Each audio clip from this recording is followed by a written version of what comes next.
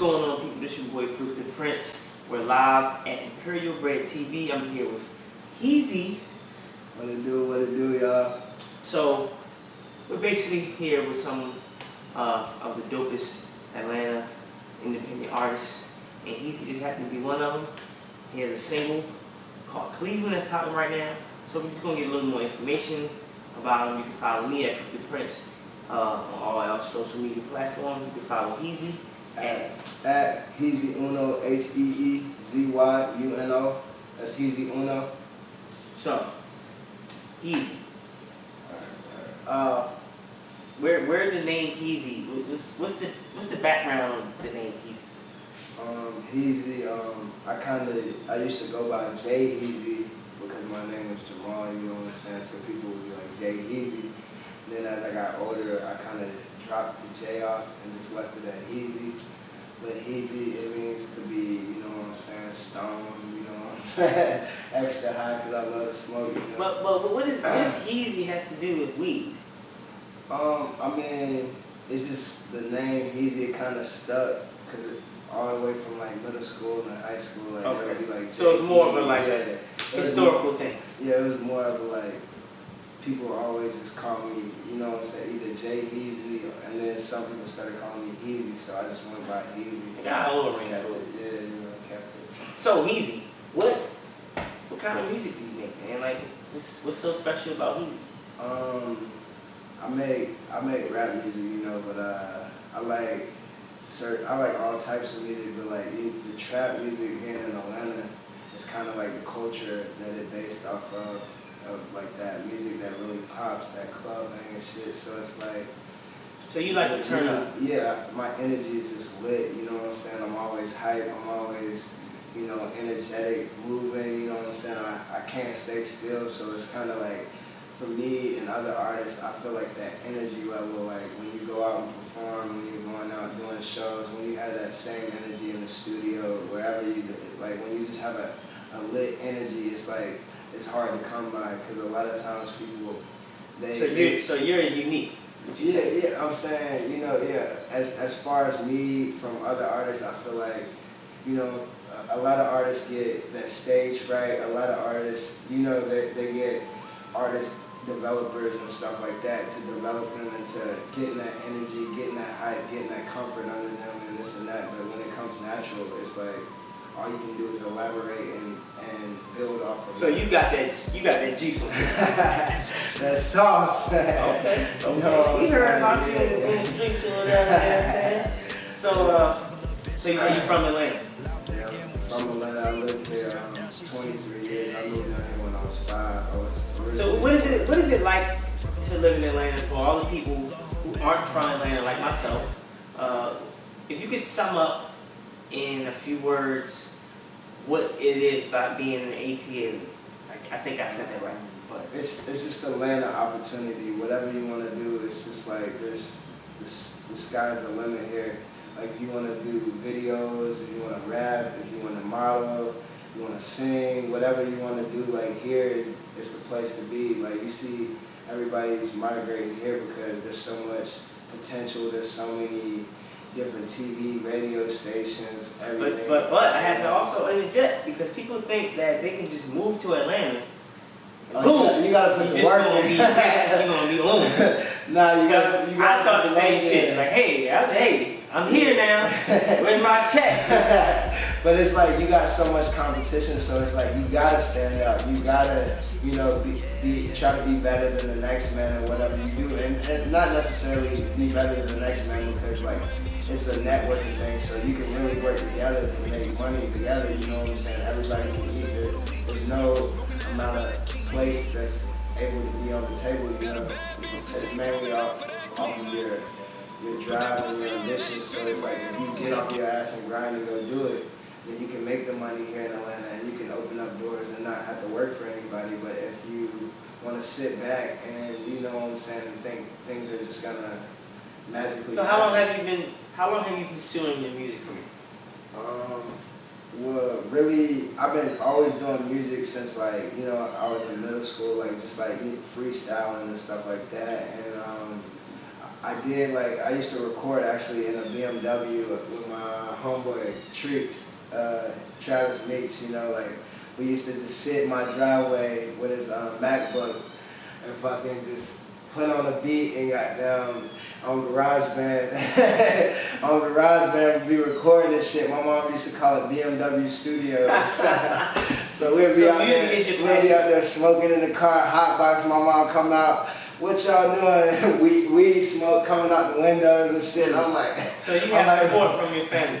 Yeah, man. It's been a long journey, and it's like the people that I've met along this journey. It's just like there's no words that can describe. Like, I know you go through things, but it's like you can't even be mad when you go through things because it's like you've been blessed beyond measures to wake up in the morning, to be able to rap, to be able to sing, be able to see, hear, you know what I'm saying? So it's like we're so blessed. So yo, what's good with it?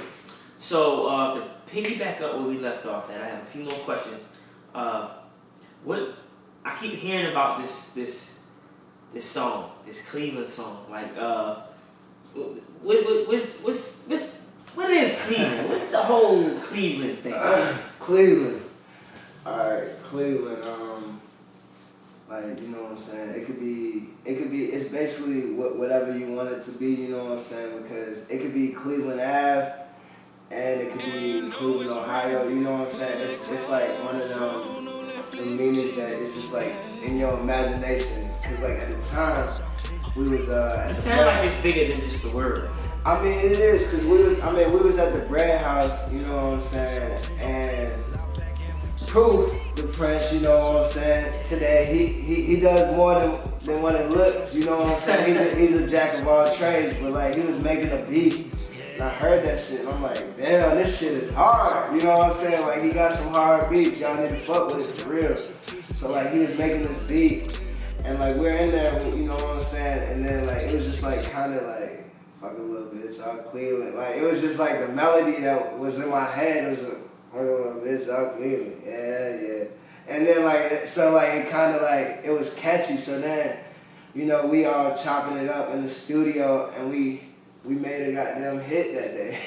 So how long ago has Cleveland been recorded? We recorded it a year ago. Oh. It was a year ago, and we actually recorded it at the Bread House, and like the sound that we had, it was just so like real, like the vibe, everything was just so real. And then we actually went to Sony, and tell me about that situation. That experience, it wasn't the same. It kind of took the life out of the song. I mean, no disrespect to Sony, because it's a really great, you know what I'm saying, recording studio. Everything was great. It was just the vibe. We couldn't catch that same vibe like going there days later after we had recorded originally at the Bread House. So it was like we ended up keeping the original, the one that we recorded at the Bread House, and like after that it was just, you know what I'm saying, a year later the song, it was ready to drop. At the time it wasn't ready, and Proof was telling me it wasn't ready, but me being impatient and shit, like he was like sit back, I'm gonna tell you, like when it's time, it's gonna be time, you know, because time is the essence. Like, you don't want to waste no time, but you sure don't want to put out a product when you ain't putting in the work to see it spiral like you want to, because it can be discouraging. Yeah, man.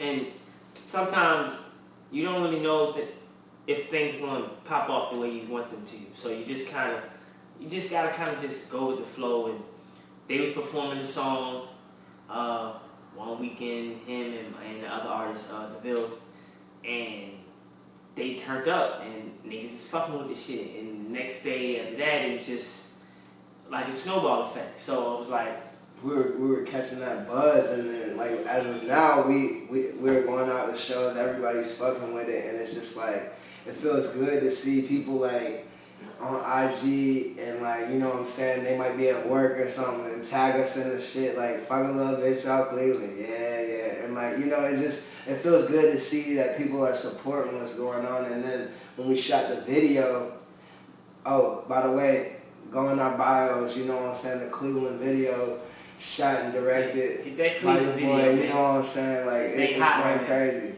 But yeah. So look, so we're gonna keep the interview going because I don't want to lose any time here. Tell me about some of the past hurdles that you've gotten over as far as just being a young man. Well, like recently, it was like a year ago. I kind of got my jaw broken, so I How the couldn't hell you eat. get your jaw broken? You Yeah, fucking man. a little bitch on Cleveland. You Nah, fucking a nigga bitch on Cleveland. That nigga came back with your ass. it was more so like one of my homies, you know what I'm saying? He kind of told one of my friends at the time. He told him some untrue statements, and it kind of like it was some. Basically, he was trying to instigate a situation, and by doing that, it caused like a bigger problem. So then I ended up, you know what I'm saying, being in a situation to where I was outnumbered, and I get blindsided in my jaw, and immediately when I got hit, my jaw just like, I could just feel my jaw just like broke. So then like when I got hit, I hit the ground on the other side, so the other side broke. So like I'm sitting here like, and my jaw is split down the middle. But at the time, I'm not able to see like my face. I'm not able to see like I'm just feeling like I'm drunk at the time, so I'm really not feeling no pain. Like my adrenaline's running, you know what I'm saying. So then the police get there, and they asking me questions. But at the time, I'm thinking I got a warrant out for my arrest, so I'm not trying to give him my name. So I get there, and he's like asking me my name, this, that, and the third. So like I'm not giving